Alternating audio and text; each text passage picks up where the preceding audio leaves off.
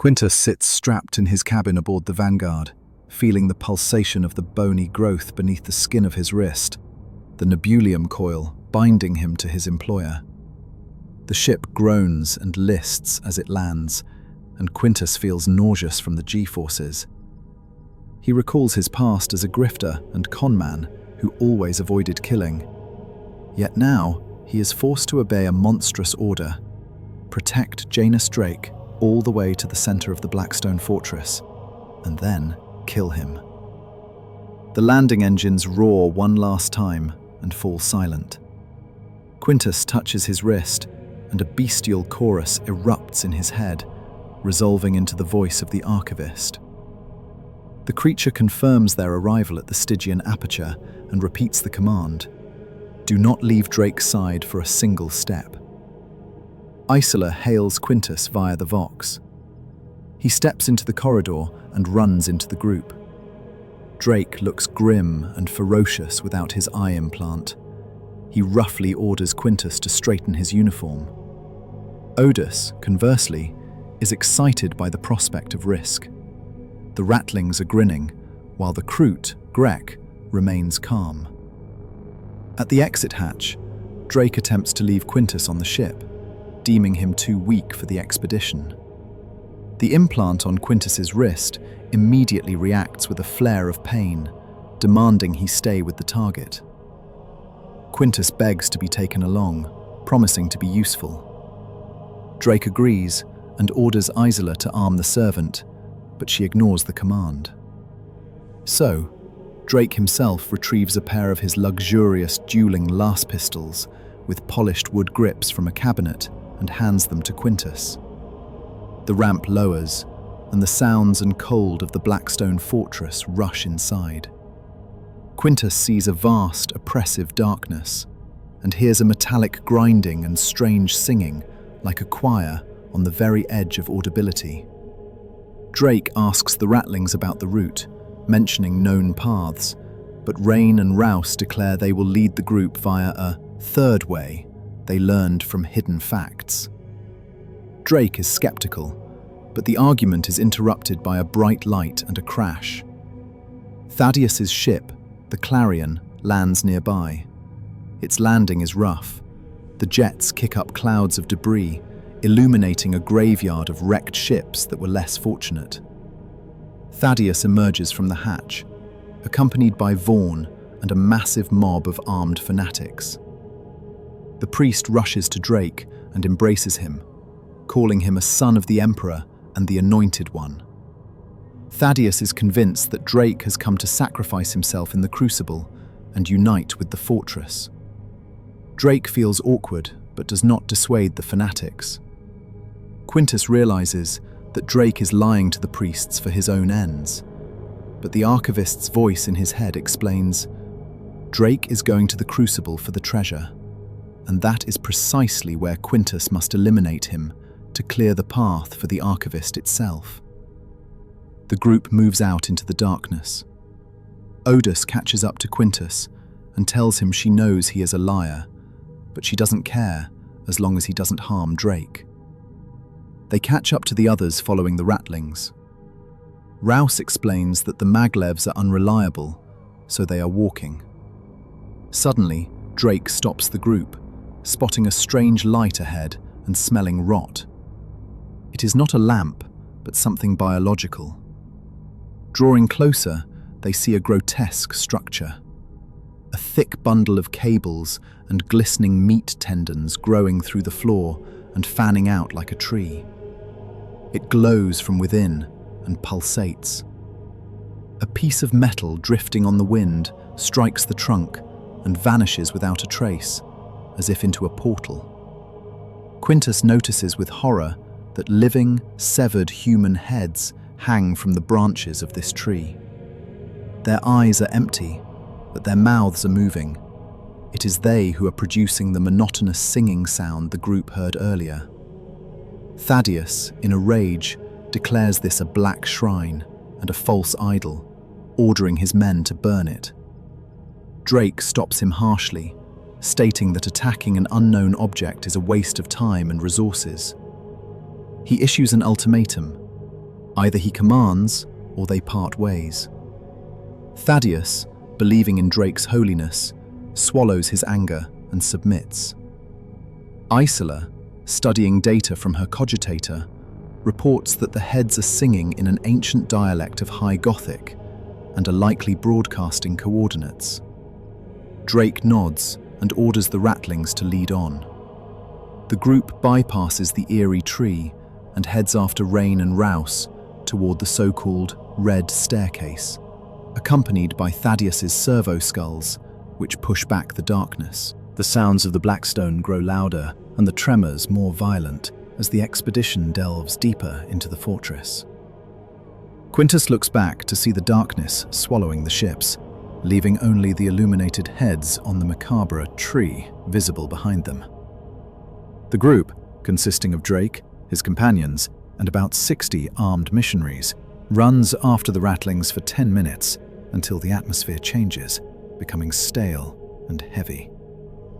Odus explains to Quintus that the massive chamber they just left was the Stygian Aperture, the safest entry point, yet even there lie dozens of dead ships, destroyed not by heretics, but by the living architecture of the fortress itself, capable of transforming into traps.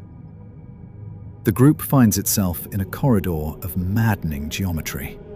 Intersections lead in impossible directions, and inverted stairwells hang overhead. The ratlings activate a mechanism in the wall, and the dead end folds away like origami, revealing a passage flooded with blinding red light. Quintus, accustomed to the gloom, squints in pain and crashes into Odus. The air is thick with the monstrous stench of decay.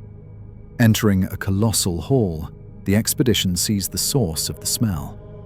The black floor is torn asunder by a vein of raw, skinless meat that has erupted outward like lava. This river of flesh, tens of feet wide, pulses, rising and falling as if breathing, stretching into the distance, surrounded by clouds of flies. Along the banks of this meat river grow new trees of sinew, bearing clusters of singing human heads. Thaddeus, in a religious ecstasy, sees this as the fulfillment of the prophecy regarding the Crimson Hand and the healing of wounds. But Draik demands they find a way to cross this obstacle. The ratlings point to the far side of the hall, where the red light becomes intolerably bright, calling it the Red Staircase. Suddenly, the floor shudders. A new crack opens, and the river of meat rises higher. Draik orders everyone to run for the stairs. Odus notes that this does not resemble the usual shifts of the Blackstone, as the fortress should not breathe. Fighting through the flies and the intensifying light, the group bursts out toward the source of the radiance. A massive red waterfall, shooting upwards from the floor for hundreds of feet, disappearing into the heights. It is a column of liquid blood, roaring with the force of a geyser. Rouse halts the group, spotting approaching silhouettes. Emerging from the direction of the waterfall, about 50 figures run toward them.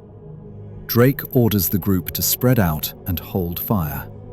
Quintus recognizes the uniforms of the Imperial Guard and lowers his weapon in relief, but immediately notices the soldiers are moving unnaturally, limping and staggering. As the figures step out of the shadows, Quintus sees horrifying mutations. Bat wings growing from backs, horns, and the commander sporting long spikes. The hands of many have twisted into avian talons. These are not costumes, but flesh warped by the Empyrean. Draik gives the order to open fire. A hail of lasers and bullets cuts down the front row of mutants. Quintus's pistol misfires because he forgot to disengage the safety catch.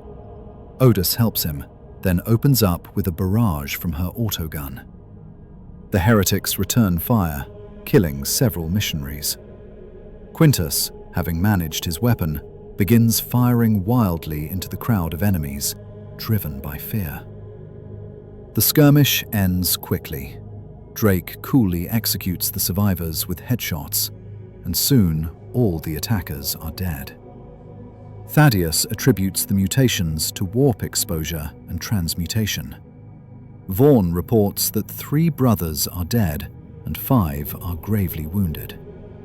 Thaddeus decides to grant them the final blessing and sends the others ahead. As Draik and the group move toward the waterfall, the sounds of prayers and the crunch of skulls echo from behind. The priest is finishing off his wounded with his mace. At the foot of the bloody cataract, Quintus hears the chorus of thousands of voices again, and, in a panic, presses his implant, mentally begging the archivist to release him. The voice in his head becomes feral, demanding he hold his position. The archivist reveals that the Rattlings also have implants in their skulls containing the uploaded root, but they are too witless to activate the teleporter. The archivist's plan is to wait for the Rattlings to reach the crucible, after which he will teleport there himself. Draik is needed only as a guard, and Quintus must kill him at the very end, so the archivist does not have to fight unnecessary enemies. A spike of pain in his arm confirms the seriousness of the threats. Meanwhile, Odus offers Quintus a drink from a flask containing a strong spirit she calls Gilliman's Balls. She tells him bluntly that she sees right through him. He is neither a servant nor a hero, but a liar hiding here, just like herself. Quintus admits he is hiding, but does not reveal his mission as an assassin. Draik, Isola, and Thaddeus discuss the nature of the bloody waterfall. Thaddeus believes the heretics unwittingly created this path for the Anointed One. The Rattlings demonstrate how to ascend. Rouse stabs his knives into the flow of blood, and the liquid reacts like a solid body. He and Rain begin to climb the stream.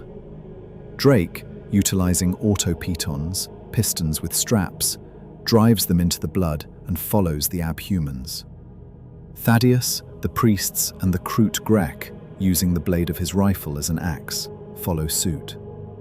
Odus hands Quintus a pair of similar pitons, and they begin their ascent up the roaring pillar of blood, climbing into the infinite crimson. After hours of grueling ascent up the slippery, fly-infested waterfall, Draik finally sees the incline level out, transforming into a wide river of blood. He conquers the last few feet and collapses in exhaustion at the summit, his uniform soaked through with blood and a crimson veil clouding his vision. He rises to his feet, trying to maintain his dignity, while the other members of the expedition haul themselves onto the ledge one by one. Odus demands a rest, pointing out that everyone is spent, especially Thaddeus, who is barely breathing and coughing up blood. But Draik categorically refuses. He does not want to stop amidst clouds of flies and in the blind, fearing a heretic ambush. He asks the Rattlings about the path ahead, and they explain that the red staircase transitions into the red bridge. Draik orders them to move on to find a safe spot. A few minutes later, the bloody mist clears, and the group finds themselves on a wide ledge overlooking a gigantic chamber resembling an open-cast mine or a star-shaped crater. Hundreds of figures swarm below. Draik realizes it is a veritable army. Men marching in phalanxes, crowds gathered around altars of flesh. The Rattlings are terrified, claiming this was not here before. Thaddeus calls this place the realm of the damned. On the far side of the abyss hangs a storm cloud of flies, tethered to the floor, from the base of which tentacles of flesh erupt, dragging flying debris into themselves. It is the source of the corruption. Heretics feed captives to living trees, which shudder and sprout new singing heads. The Rattlings beg not to attract attention, pointing out that the enemies below possess heavy weaponry. Draik feels malice radiating from the cloud and an itch in his empty eye socket. But Odus reminds him of the expedition's goal: wealth and survival. The group crosses the bridge in silence, looking like a procession of the dead smeared in blood. Draik observes armored vehicles and artillery maneuvering below as if preparing for an offensive, though there is no one to attack. His thoughts constantly return to the cloud.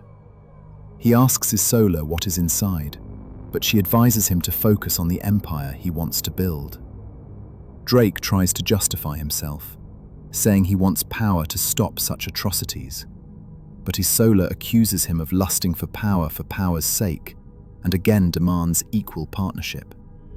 Unable to resist the pull of the mystery, Draik retrieves his augmetic ocular from his pouch. Despite the risk of new hallucinations, he inserts it into the socket and powers it up. This time, there is no pain. The lens focuses, piercing the gloom, and Draik sees that inside the cloud are not solid bodies, but lines of force resembling plasma. In the center, on a throne of muscle and sinew, sits a woman in a tattered officer's uniform. Her head is bloated and distorted. She is controlling the flows of energy. To Draik's horror, the witch looks directly at him from a mile away, having spotted him thanks to warp sight. Unbearable pressure builds in Draik's head. He realizes that if the mutant speaks, he will go mad. Acting on instinct, Draik draws his splinter pistol, utilizes the targeting system of his artificial eye, and fires a shot, piercing the forehead of the woman on the throne. Draik's shot finds its mark. The head of the woman on the throne snaps back, her staff falling from her hands and rolling down the blood-slicked shrine. The plasma tendrils emanating from the cloud instantly vanish, and the grinding hum falls silent. The heretic's song is cut short, and the storm cloud of flies dissipates, revealing the corpse atop the pyramid. Below, a terrible clamor rises as the heretics rush up the slopes in panic toward their dead leader. Isola asks Draik in shock what he has done, but he only mutters that he isn't sure. At that moment, a deep, grinding roar echoes, sounding like a landslide. The pit beneath the bridge begins to collapse, dragging captives down and kicking up clouds of dust. Hundreds of heretics below scan for the source of the shot, and soon they spot the group on the bridge. Weapons are trained upward, and the air fills with gunfire, chipping away at the edge of the ledge. Odus remarks that it has begun, and Draik yells for everyone to move. But before they can take a step, the entire bridge lurches sharply to the left, knocking everyone off their feet. Odus barely manages to grab Quintus, saving him from plummeting into the abyss. A new seismic groan resounds. The bridge jerks in the opposite direction, and one of the missionaries falls into the pit with a "Ah!" scream. Draik rises and screams to run as the structure is crumbling. The chasm below fractures into new crevices, heaving the floor and hurling the heretics onto their own altars.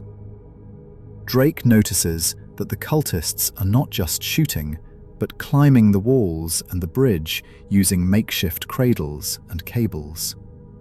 He sees a group of 6 enemies who have already clambered onto the ledge and coolly executes them with 6 headshots. Thaddeus, seeing Draik lagging behind, orders his missionaries to return and provide covering fire. The priests bathe the climbing enemies in flamer fire, sending screaming figures tumbling into the pit, but hundreds more climb in their place. A slaughter begins. A hail of enemy fire tears up the surface of the bridge, killing several priests. Draik, consumed by fury at the threat to his plans, surges forward, vaulting over his own men and weaving to throw off the shooter's aim. Odus, covering the retreat, takes a rifle butt to the face from a heretic who leapt down and falls. The enemy tries to shoot her, but Draik arrives just in time, slashing his rapier across the heretic's throat and finishing him with a thrust. He spins, impales the next attacker, and enters a dance of death, shooting and stabbing enemies pouring over the walls. Isola helps Odus up, and the pilot opens fire with her autogun again, clearing the path. The group breaks through the final feet of the bridge and rushes into the doorway at the far end. They find themselves in an octagonal room with black walls that are also beginning to crack, revealing raw meat beneath the stone. Thaddeus and the surviving priests burst in behind them and immediately turn, creating a wall of fire at the entrance to hold back the wave of heretics on the bridge. The Rattlings, Rain and Rouse, run around the room in panic, screaming that there are no doors and no way out. Draik looks at the 8 blank walls in confusion. He deactivates his augmetic eye. Indeed, there are no walls. He reactivates it, and in every one of the 8 walls, tall, narrow archways appear, hidden by an optical illusion. Grek notices this and remarks that the fortress has shared its secrets with Draik. At that moment, the ceiling of the room explodes from heavy weapon impacts outside. Shrapnel wounds many missionaries. Draik grabs the panicking Rouse by the collar, lifts him into the air, and demands the direction. The Rattling points to one of the blank walls. Draik drops him, walks to the wall, and, in front of everyone, thrusts his hand through the stone, shattering the illusion. The others rush to him and pass through the hole into the corridor. Draik returns to Thaddeus, who, along with the priests, is still holding the line at the entrance. The bridge is piled with charred corpses, but the enemies are too numerous. They are climbing over the bodies of their kin. Draik yells that they must retreat. Vaughn, her armor coated in blood and ash, demands to stay and purge the enemies, but Thaddeus reminds her of the goal, the crucible. He realizes that not everyone can escape. Thaddeus turns to the wounded priests who cannot walk and asks them for a final act of devotion. They gladly agree to die for the Emperor. Thaddeus blesses each one, pressing his forehead to theirs. The priest gives the order. When the main group leaves, the wounded must hide in the shadows flanking the entrance, let as many heretics inside as possible, and only then open fire, turning the room into a death trap filled with corpses. The wounded missionaries roar, "For the God Emperor!" continuing to spray the bridge with fire. Thaddeus, Draik, and the remaining healthy members of the expedition run toward the invisible exit, leaving the martyrs behind, and disappear into the dark, narrow corridor. Thaddeus's servo skulls fly ahead of the group, their beams fracturing against the black, faceted walls of the corridor, creating the illusion of a shifting passage. An ominous silence hangs behind the fugitives, suddenly ruptured by the roar of igniting flamers and screams of pain. The wounded missionaries left in ambush are burning themselves along with the heretics. Thaddeus notes with satisfaction that his people are selling their lives dearly, and the group continues its run, led by the Kroot Grek, who has memorized the Rattling's route. Soon they emerge at the top of a gigantic staircase resembling a palace facade. The broad steps form a semicircular amphitheater descending into total, impenetrable darkness. The servo skulls attempt to illuminate the abyss, but their light is lost like pinpricks in space. Thaddeus recognizes the place, recalling that the steps lead to a buried battlecruiser. The Rattlings, Rain and Rouse, confirm this, and Draik explains to a surprised Quintus that the Blackstone pulls in and absorbs celestial debris, fusing ships with its structure. Grek adds that the fortress consumes and learns. The rattlings outline the route. Half a mile down, across the cruiser's landing decks, then into the engineerium, and from there, a straight path to the crucible. The group begins the descent down the giant steps, which were not designed for a human stride. Moving beside Isola, Draik whispers his true plan. He admits he is merely playing the role of prophet for the mad priest, while his real goal is treasure. He instructs Isola, Odus, Grek, and even Quintus, in whom he has begun to see potential, to search for and collect artifacts from the dark age of technology, while Draik himself distracts Thaddeus at the crucible. Suddenly, a flash of white agony pierces Draik. He stumbles, clutching his head, and Isola and Grek barely manage to keep him from falling. Draik tries to rip out the augmetic eye causing the pain, but the device will not budge. He pulls harder, and a black faceted rod, resembling black iron, begins to emerge from the socket along with the ocular. This rod has grown from the back of the device directly into Draik's skull, connecting him to the fortress. The pain becomes unbearable, and Draik loses consciousness.